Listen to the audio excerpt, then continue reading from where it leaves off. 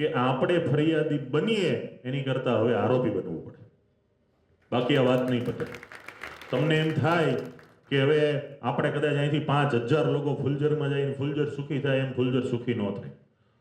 લુખ્ખો કાલ સવારે લુખ્ખો જ હોય, એની સામે લુખ્ખો પેદા કરવો પડે ને કરવો પડે.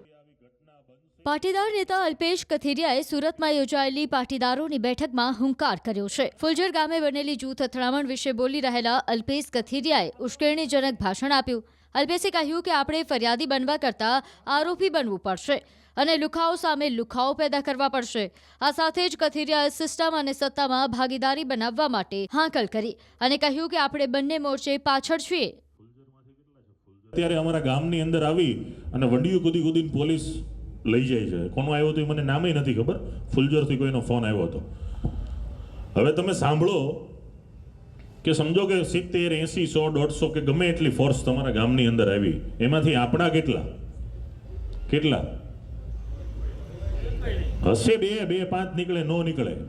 તો તમારે સિસ્ટમમાં ભાગીદારી બનાવવી પડશે અને સત્તામાં ભાગીદારી બનાવવી પડશે. ખાલી સત્તામાં ભાગીદારી હશે તો સિસ્ટમ નહીં ચાલે, ખાલી સિસ્ટમમાં ભાગીદારી હશે તો સત્તાય નહીં ચાલે.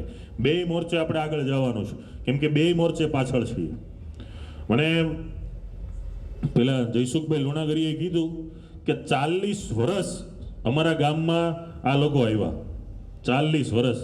તમે વિચારો, જે ગામમાં 75% વસ્તી પટેલ સમાજની હોય અને 40 વર્ષ એમણે રાજ કર્યું, પહેલી વાર ખાલી આપણે એની મંજૂરીથી ફોર્મ ભર્યું તોય પ્રશ્ન બન્યો, માથાકૂટ થઈને 4 મહિનામાં દાવ લઈ લી છે.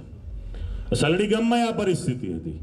2 ટર્મ ભાઈ સરપંચ રહી ગયો છે, ત્રીજી ટર્મ હજી બનવું હતું, નો મેળ પડ્યો એટલે પાછો એનો ડખો થયો. તો આ નાના ઉદાહરણોથી આપણે એક થવું પડશે. પરિસ્થિતિ સુધારવા માટે ખાલી દિવાળીથી દિવાળી ગામ જઈએ એમ નહીં હાલે. મહિને 2 મહિને આપણા ગામની આપણે જ કમિટીની રચના કરવી જોઈએ. કોઈ સંગઠનની જરૂર જ નથી.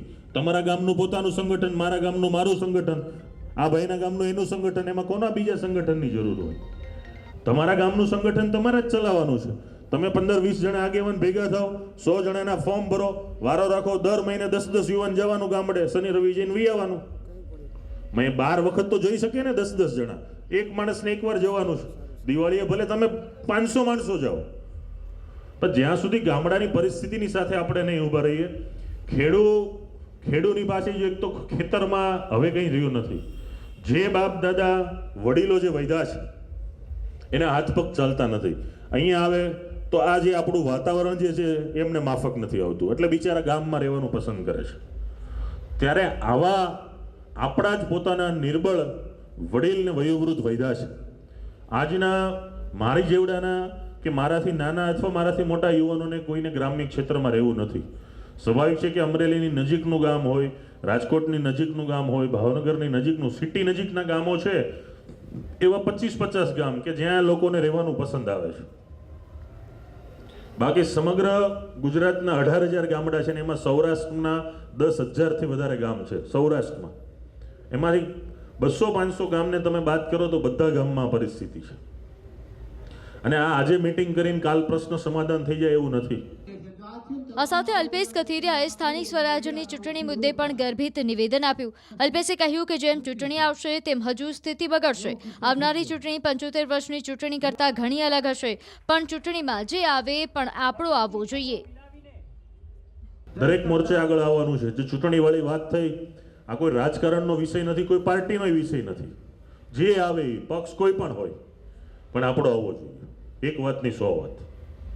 કોઈ પણ આવે, હજી પરિસ્થિતિ બગડશે. હું હજી કહું છું, જેમ જિલ્લા પંચાયત, તાલુકા પંચાયત ચૂંટણી આવશે, અત્યાર સુધીના 75 વર્ષની ચૂંટણી અને આ ચૂંટણી આખી અલગ હશે.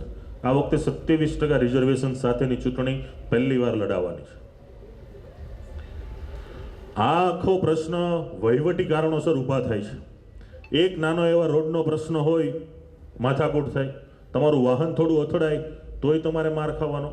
તમે ખાલી આમ થોડીક 2 ક્ષણ એની સામે જોઈ લો તો કે કાતર મારે જેમ કરીને મારી લે.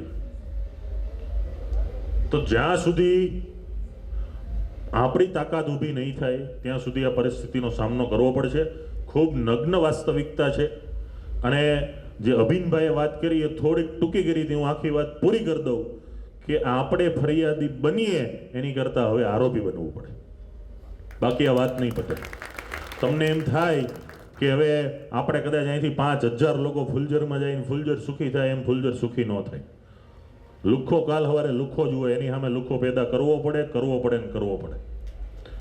એ સૌજીભાઈ હોય, વિઠ્ઠલભાઈ રાદડિયા હોય, વિનુભાઈ સિંગાળા હોય કે આવા અસંખ્ય નામો લઈ લ્યો. આજે 15 વર્ષ પહેલાના સૌરાષ્ટ્રમાં એ દરેકના ડેલામાં 20 લુખ્ખા હાચવતા ને એટલે પટેલો સુખી હતા.